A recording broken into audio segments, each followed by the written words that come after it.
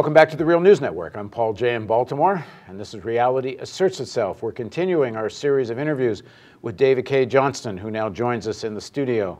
David's a lifelong journalist, best-selling author, and recent work explores the causes and conditions of inequality in the United States. He's written a trilogy of books on our pro-corporate tax system, as he describes it. The fine print, how big companies use plain English to rob you blind. He's also editing the forthcoming book, Divided, The Perils of Growing Inequality. He writes regular columns for Al Jazeera America, tax analysts, and a weekly piece for Newsweek. Thanks for joining us again. Glad to be here. So in part one, we explored David's backstory, his personal story. We're going to pick that up from when he actually really lands his first job as an investigative journalist. So you go to work, tell us where and what do you cover? Well, I got hired at the San Jose Mercury. I had done a couple of little investigations for weeklies before that, but I was just learning my craft. I covered East Palo Alto, which is a poor black suburb across from Palo Alto. This is 1968. 1968. Let's just set the scene. 68. Yeah, 68. Anti-war movement. What we now call Silicon Valley, anti-war movement. I'm on the peninsula for the Mercury, covering lots of crime stuff. I want to set the scene more. Okay. You're in San Francisco. No. I'm in the peninsula. I'm sorry, but you ain't far from San Francisco. That's right. The cultural mecca, homeland of the Cultural Revolution of the 60s, yes. Anti-war movement, left-wing progressive politics, black radical movements. I mean, there's a lot going on. Right. And then globally, national liberation movements, the Cold War. Of course, the war in Vietnam is the overriding thing. And I'm split covering sort of two things. I'm going and covering and making overtime covering school boards and city council meetings, but I'm also covering anti-war demonstrations, walkouts by high school students and college students, 6 riots that I went through, Stanford University demonstrations, and East Palo Alto, this blue-collar, poor black neighborhood across the highway from Palo Alto, which is ground zero for the Silicon Valley fortunes. Now, we established in part one, you grow up with an outrage against injustice, against inequality. There's a point here where you have to say, well, I'm a journalist, I'm not going on, I'm not marching. Yep. So where is that decision for you? I was covering this stuff, and what I wanted to do was make sure that people understood what was going on in these demonstrations. I would pick up some of the competing papers, and back then there were a whole slew of competing papers in the Bay Area, all with different owners.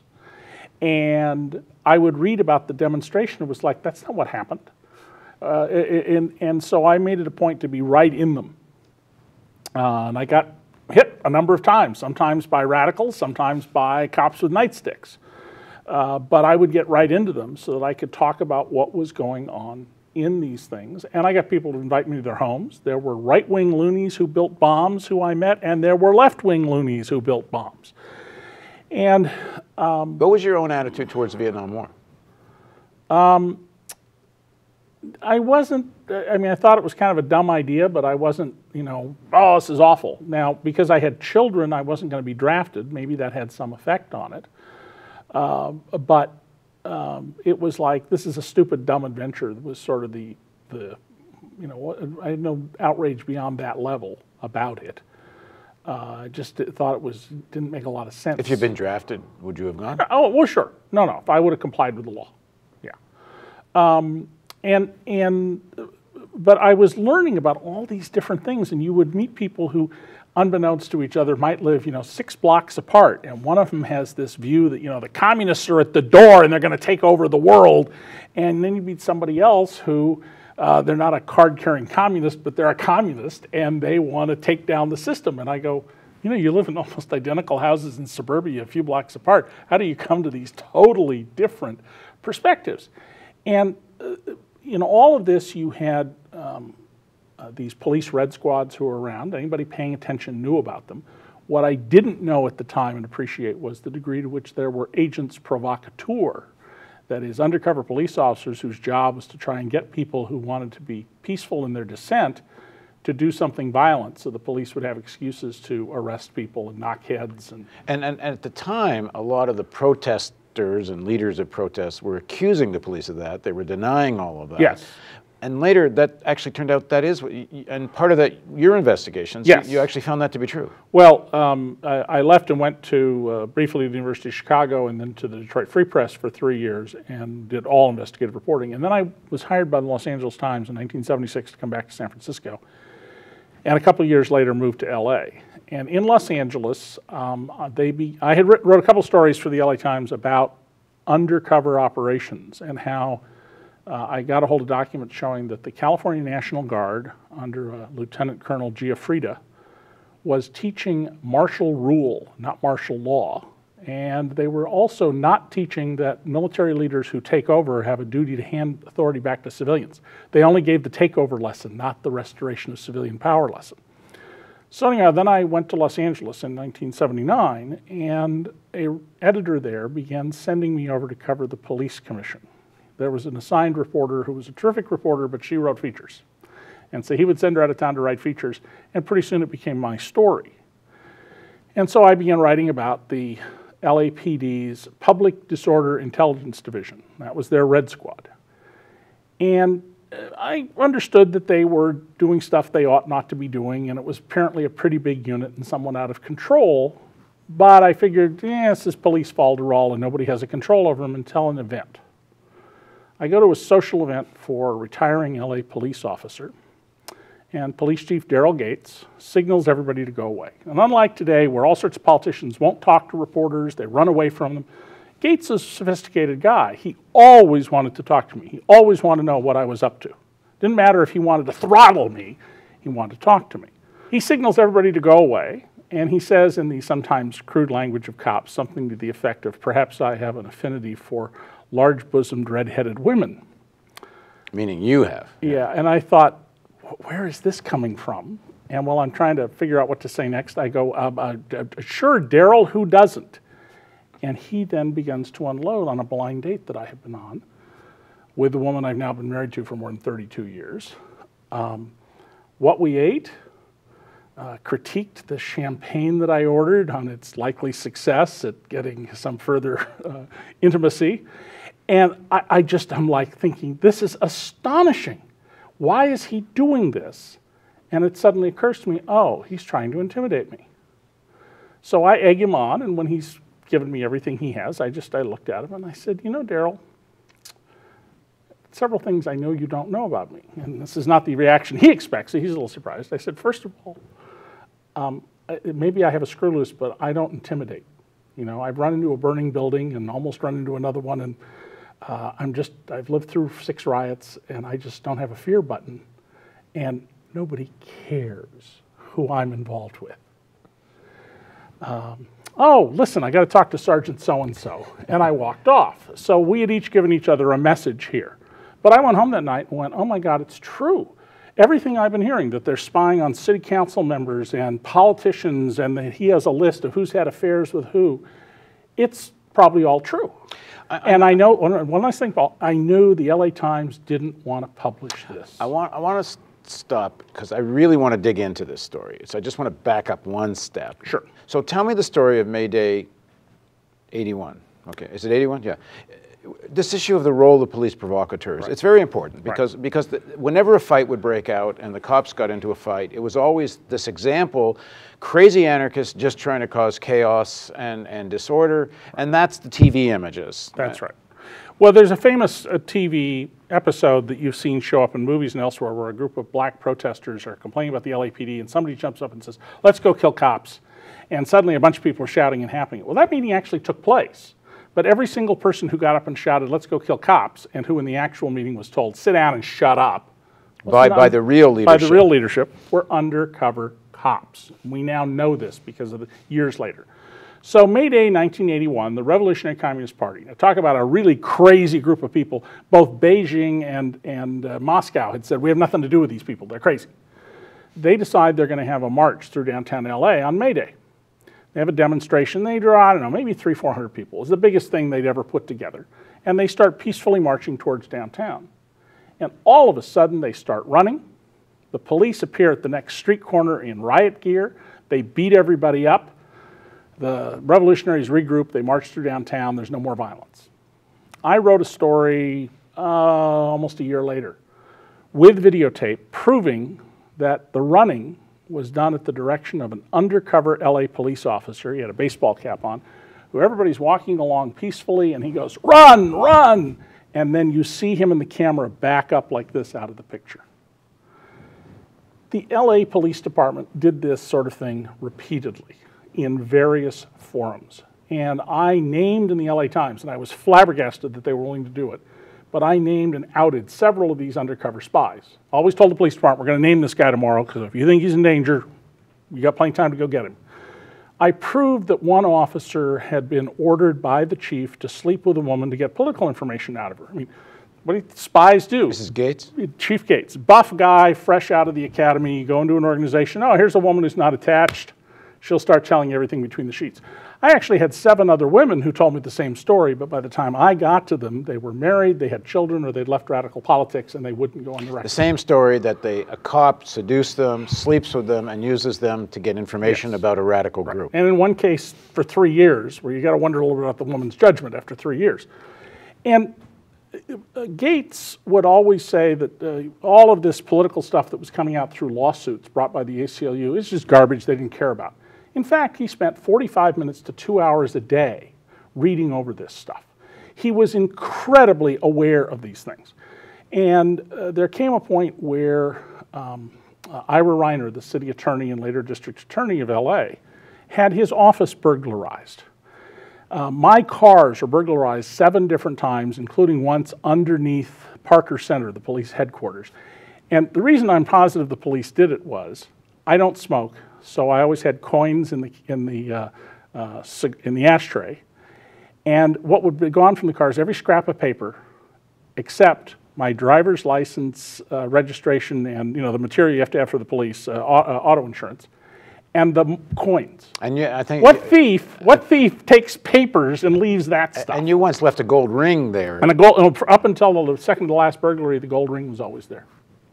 Yeah, it got taken by a... And this is to send you a message. We can get to you. Oh yeah, no, absolutely. And other people. I mean, I know of people in town who, one of whom I tried to get forward to come tell a story. And the reason that she wouldn't speak was she's involved, a very prominent political person. She'd had an affair with somebody, and she knew the police knew about this.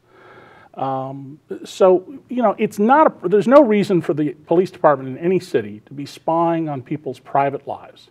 And just to be entirely clear, people that are involved in entirely legal activities. Yes, so we're not even talking about people who you might be suspicious of because they're dissidents, okay? We're talking about people who simply have political power. Or even if they're dissidents, is entirely legal. I mean, it's not illegal to be a dissident. No, it's not, but I want to draw a distinction here. It's one thing, and you can say, okay, so the police think that maybe this group is a cover for something that's illegal they're not seeing, and they want to go in and take a look at them. That you can conjure up an argument for why you might do it. Well, but I'm sorry, but people over here who are nothing but leading citizens of the community, the only reason you would spy on them is because you want to make sure you have a lever over them if they raise questions about your budget or anything else. The crimes that they found, none. We couldn't find any evidence whatsoever except when the police did them. The Black Panthers had as their treasurer an undercover LAPD officer. They had $800. That's how wealthy the Black Panthers were now. He stole it, and the LAPD never gave it back to them. They had officers undercover around the world, and I want to back up one second because I want to get to this point, but I want to back up a point. Yes, you go after prominent people because it saves your ass, it gives you leverage. Nobody ever fires you as police chief, right. And you have tremendous power the way Hoover did through the FBI. That's exactly at the national level. I mean, he's replicating the Hoover model. But when these political groups, if you want to conjure up an argument, 2 weeks of infiltration, and they're not doing anything illegal. They're whatever their model of the world is. Whatever. And the reason you keep spying on them they is were because selling newspapers. You don't like them. I mean, the reality is the police were picking people. I mean, they weren't spying on far-right groups. Think about all the incidents we've had in America. The sheriff's deputy killed in Arizona because a right-wing crazy thought he was an IRS agent. Got to be pretty crazy to make that confusion. The whole series of bombings and things we've had from people on the right, but we haven't seen law enforcement in LA concentrate in the same way. And this paranoia that the LAPD had under Daryl Gates extended way beyond the city of LA. He had officers undercover all around the world. There are at least 2 officers who each spent 20 years in the Communist Party and who are listed in the House Un-American Activity Committee reports as leading communists. When I was about to reveal that, I got shut down by the LA Times. Okay, and part of what you were revealing, he had like hundreds of people, right? He had, well, we don't know how many he had. I finally got Zev Yaroslavsky, who's now county supervisor, to get the nerve. Sorry to interrupt you. Again, we're not talking FBI. This talking is about LAPD. LAPD, a local municipal police force, hundreds of agents undercover, and some of them internationally. Hundreds of agents in the unit that supervised the undercover officers. So I finally got Zev Yaroslavsky, then a city councilman and now an LA County supervisor, to, at a hearing, ask the question, well, how many undercover officers do you have? And the deputy police chief, who later became chief of Beverly Hills, says, well, councilman, if I were to give you the answer to that question and one of our undercover officers were to turn up dead, you and every other member of this committee would become a murder suspect. Now, you laughed at that, Paul. I would have laughed at it. If he'd said that to me, I would have said, are you serious? How did you get to the rank of deputy chief with that kind of stupid thinking? Instead, he intimidated them. Because they believed it could be true. Well, they were afraid of the signal that if something went wrong, they would be blamed, and so they didn't pursue it. Well, but in some of your work, there are murders that it seems lead back to the police. There is the last big story I did on this before the LA Times shut me down was about how a guy who they had been pursuing undercover for a long time was murdered, standing here, police officers here, right literally next to him. He didn't see a thing. But the principal suspect in the murder turns up dead a couple days later in the LA River. And the important element in this is that so I'm right on the verge of naming these undercover officers, one of whom I've interviewed, who've been in the Communist Party for 20 years each, and showing a whole bunch of other stuff, and the LA Times shuts me down. Turns out later the police chief and the editor of the paper play golf every weekend, unbeknownst to me. And then the LA Times suddenly has huge front page stories by another reporter, all about a sergeant. And I went to a party one night, and somebody said, oh, well, 2.5, 3 years, Johnston, you couldn't solve it. Look, I see they got somebody else on it. They figured out right away it was all done by this sergeant. And I looked at this guy and I said, are you serious? You think a police sergeant ran a multi-hundred officer spying operation that would have officers undercover and was assigning people to sleep with women and had agents provocateur having crimes committed? You think it was done by a sergeant? Really? You believe that? And of course, many people did, because the LA Times gave it huge page 1 coverage and diverted attention from the truth of the matter that I had reported and which I was about to move to the next stage of, which was showing murders, undercover officers overseas. And when Daryl Gates finally lost his job, he wrote an autobiography, and in it, he not only bragged about spying on everybody, including business executives he named, but he bragged, and I had officers undercover in Moscow and Havana. Did he have any in the LA Times? Well, one of the things was the files of one of the officers I undercovered. He'd appeared in some news stories, had disappeared from the paper, and I proved that this officer had gotten a job at the LA Times and had an LA Times ID card that shouldn't let him into the paper itself, but into an ancillary office. But once you got one of those cards, you can get in. He could have then walked to the library, asked for his clip file, and it was right during this period when it was checked out and it disappeared. Now, I was able to reconstruct that file through a lot of hard work and proved that he had been in the paper. So why does the LA Times protect Gates? Well, the family that owned the LA Times are people who, I mean, they're about as close to being actual fascists as you have in America. They were involved with the Christian anti-communist crusade when the PBS documentary was run about LA and about Otis Chandler, this great man who made the family fabulously wealthy. One of the family members kept basically saying he's a communist.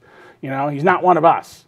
And I had to deal with various members of the family over the years, and their political views would make the leading right-wingers in America right now look like liberals. I mean, it was astonishing to hear their views. They were deeply racist in their perceptions of people. John Birch Society? They were, the Christian Anti-Communist Crusade, the John Birch Society. Is Walt Disney in this circle? Not to my knowledge. No, but these were family members. And so it was actually surprising in retrospect I was able to get in as much stuff as I did. But the shutdown came just when, had we gotten that stuff in the paper, I think there would have been a huge change, and Daryl Gates's career probably would have come to a rapid end. Well, might it led to the family that owned the LA Times? I mean, is it not just them covering up Gates? Is Gates somewhat working with for? Well, there were various. With their support? Well, there were various family peccadillos that were known in the newsroom.